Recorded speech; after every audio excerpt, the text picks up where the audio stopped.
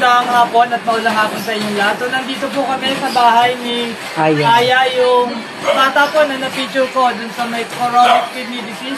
So, nagpadala po kami ng kit. So, sponsor po ng ano ni Ma'am Dina. So, ito rin po, no? So, konting tulong po para sa pamilya niya, no?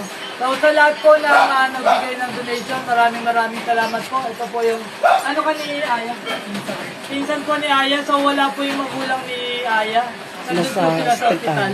So, sa kanya na lang po ipaabot. So, again po, maraming salamat po sa mga nagbigay tulong para sa pamilya ni Aya. So, malaking bagay po ito, ano, para sa kanila. Maliit man na halaga, pero malaking tulong po para sa gamutan nila. Ayan. Again, so, sa mga gusto pong tumulong, may Gcash po yung nanay ni Aya. Doon po sa Comsec.